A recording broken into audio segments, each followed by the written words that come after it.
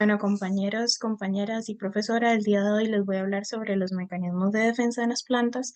Estudio agronomía, entonces nuestro principal interés son las plantas. Para empezar, ¿qué son los mecanismos de defensa en las plantas? Bueno, los mecanismos defensivos que las plantas han desarrollado son muy variados. Están las adaptaciones físicas, como lo son las espinas o la síntesis de sustancias químicas que pueden inhibir el consumo por ciertos depredadores y algunos con efectos antimicrobianos. ¿Cuáles son los mecanismos de defensa de las plantas? Los mecanismos internos de defensa de las plantas se encuentran la cutina, la suberina y las ceras. Se encuentran compuestos que contienen nitrógeno, terpenos, flavonoides como la pigmentación y las fitoalecinas. ¿Cómo se protegen las plantas? Bueno, muchas plantas están armadas con espinas capaces de disuadir a la mayoría de sus posibles consumidores. Este es el caso de las plantas que habitan en lugares áridos como lo son los cactus, estando preparadas para la escasez de agua y nutrientes, pues deben adaptarse a una situación extrema a las que se protegen de sus depredadores. ¿Cómo se defienden las plantas de las enfermedades? Bueno, las plantas logran reconocer a los patógenos gracias a receptores de reconocimiento de patrones moleculares asociados a patógenos ubicados en la membrana vegetal. Las defensas constitutivas incluyen muchas barreras físicas preformadas como las paredes celulares, las cutículas epidérmicas, serosas y la corteza. Estas sustancias no solo protegen a la planta de la invasión, sino que también le dan fuerza y rigidez a la planta. Los principios tóxicos que contienen estas plantas son variados, como los alcaloides, glucósidos, saponinas, terpenoides, oxalato de calcio y en muchos casos no muy bien determinados. Algunas sustancias son producidas por las plantas como mecanismo de defensa natural contra depredadores, insectos o microorganismos, o como consecuencia de la infestación con microorganismos, como los hongos en respuesta del estrés climático como la sequía, la humedad o la temperatura extrema. Un ejemplo de estos principios tóxicos serían las fitoalexinas, las cuales son ciertas sustancias producidas por la planta que inhiben el crecimiento de agentes infecciosos como los hongos y las bacterias. Aparentemente todas las especies de plantas pueden producir fitoalexinas al ser infectadas por agentes patógenos o en respuesta a estrés abiótico, químico o mecánico. ¿Qué es un patógeno? Bueno, los patógenos incluyen hongos, bacterias, nemátodos y virus. Todos estos organismos biológicos pueden causar síntomas de enfermedad y reducir significativamente la productividad, calidad e incluso causar la muerte de la planta. ¿Cómo atacan los patógenos a las plantas?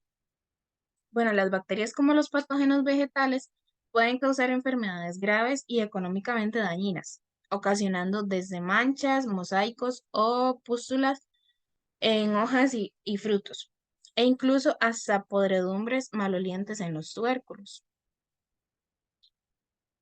¿Qué es un genoma? Bueno, el genoma es la totalidad de un material genético de un organismo o una especie en particularidad. Es el caso de organismos como las plantas. Existe el genoma nuclear, el genoma de los plastidios y el de la mitocondria, perdón. ¿Cuántos genomas tiene la planta?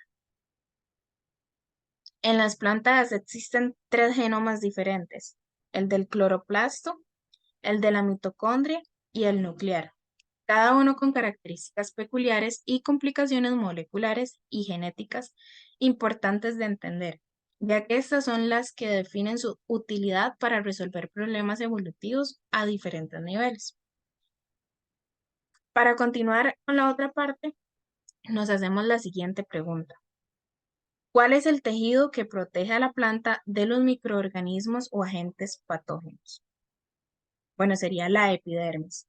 Esta constituye al tejido de protección primario de los tallos, las hojas, las raíces, las flores, los frutos y las semillas. Esta protección es doble frente a patógenos y frente a daños mecánicos. El tejido epidérmico o epidermis comprende las células epidérmicas, los estomas y el indumento, los cuales son como pelos o tricomas. Es el tejido primario más externo de la planta. Cumple funciones de protección, intercambio gaseoso a través de los estomas e impermeabilidad. Ok, las células epidérmicas propiamente dichas son las más abundantes y menos especializadas y se disponen unidas muy estrechamente, sin dejar espacios intercelulares. Tienen forma y tamaño muy variado que suelen adaptar a la forma de la estructura que recubren. Por ejemplo, son alargadas en el tallo, en las plantas dicotiledóneas poseen paredes celulares con formas sinuosas, mientras que en monocotiledóneas suelen ser más rectas. Normalmente no tienen cloroplastos, sino plastos, no clorofílicos, perdón. Presentan una gran vacuola, tienen desarrollado el retículo endoplasmático y el aparato de Golgi. Por lo general, su pared celular es primaria, aunque de grosor variable. Pocas veces presentan pared celular secundaria. Y como otra parte, el segundo tejido importante sería la peridermis, el cual constituye también un tejido de protección que sustituye a la epidermis como tejido protector en los tallos y raíces que tienen crecimiento secundario, normalmente durante el primer año con crecimiento secundario.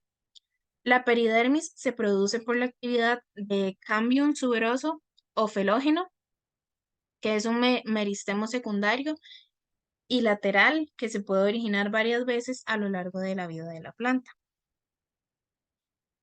Y para terminar, algunas defensas estructurales serían la pared celular, las eras que están presentes en las hojas y los frutos, porque tiene como la dificultad de que se peguen algunos patógenos, los tricomas, que son vellitos que tienen la planta en los tallos, hojas y flores, que les sirve de protección contra los patógenos igualmente. Y en defensas bioquímicas tenemos el ácido cítrico, que evita el estrés de las plantas, las fitoalexinas habladas anteriormente, el sílice refuerza la pared celular. Otro sería el ácido málico, que confiere resistencia ante el ataque de los hongos. Y los elicitores, que son los compuestos que alertan a la planta de un posible ataque y activan las respuestas defensivas cuando ya está el patógeno presente. Es decir, es una respuesta tardía. Los elitores más comunes son fragmentos de la pared celular del patógeno o de la planta, puesto que el patógeno causa destrucción y trata de entrar. Eso sería. Muchas gracias.